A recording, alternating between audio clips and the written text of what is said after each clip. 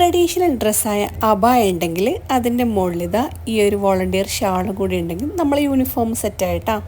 1-2 match കഴിഞ്ഞതിന് ശേഷം ഞാൻ അറിഞ്ഞത് ഈ ട്രഡീഷണൽ ഡ്രസ്സിൻ്റെ കൂടെ നമ്മുടെ ഷാൾ ഇട്ടിട്ടുണ്ടെങ്കിൽ അത് മതി, ഇല്ലെങ്കിൽ ഫുൾ യൂണിഫോം സെറ്റ് വേണമെന്ന്. അപ്പോൾ പിന്നെ അബായൻ്റെ ഏറ്റവും കംഫർട്ടബിൾ ഡ്രസ്സായതുകൊണ്ട് തന്നെ ഞാൻ പിന്നെ അബായയിലായിട്ട് ഡ്യൂട്ടി.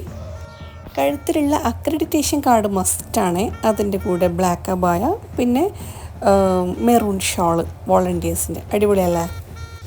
പിന്നെ ഡ്യൂട്ടി കഴിഞ്ഞിട്ട് നേരെ ഇങ്ങോട്ട് വരുന്നത് കാരണം ഭയങ്കര കംഫർട്ടബിളായിട്ട് എനിക്ക് തോന്നി. പിന്നെ ഇനി ഫൈനൽ വരെ ഞാൻ അബായ തന്നെ ഇരിക്കും. സ്റ്റേഡിയത്തിൻ്റെ പുറത്തുള്ള ബഹളം കുറച്ച് കണ്ടോക്ക്.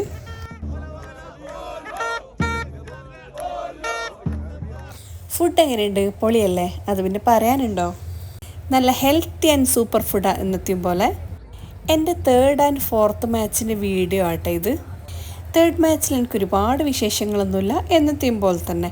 അപ്പോൾ അതുകൊണ്ട് ഞാൻ പോകുന്നതും സ്റ്റേഡിയത്തിലുള്ള വ്യൂ ഒന്നും എടുത്തിട്ടില്ല. ഞാൻ തിരിച്ചു പോകുമ്പോൾ മെട്രോയിലുള്ള കുറച്ച് വ്യൂ ആണ് ഇത്.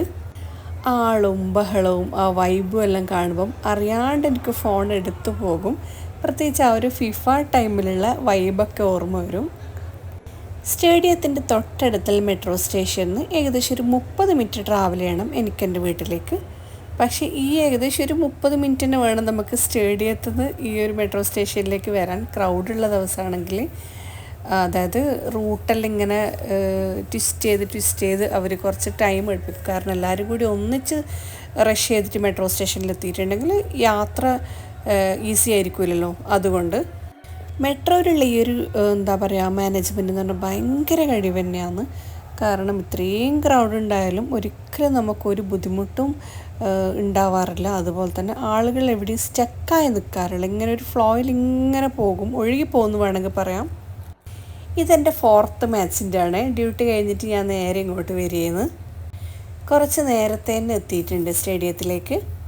മുകളിൽ നല്ല വരച്ച് വെച്ച പോലെയുള്ള നീലാകാശം, അതിൻ്റെ താഴെ നല്ലൊരു സ്വർണ്ണ തളികയും കൂടി വെച്ചിട്ടുണ്ട്. അങ്ങനെ എന്നത്തേതും പോലെ ചെക്ക് ഇൻ ചെയ്തപ്പോൾ കിട്ടിയ ഗിഫ്റ്റാണ്. നല്ലൊരു ചോക്ലേറ്റ് ബാറുണ്ട്, മിൽക്ക് ചോക്ലേറ്റിൻ്റെ. പിന്നെ ഒരു ഗിഫ്റ്റും കൂടിയുണ്ട്. പിന്നെ എന്താ പറയുക, അന്നത്തെ കളീൻ്റെ സ്കോറ് നമുക്ക് പ്രെഡിക്റ്റ് ചെയ്യാൻ വേണ്ടിയിട്ടുണ്ട്.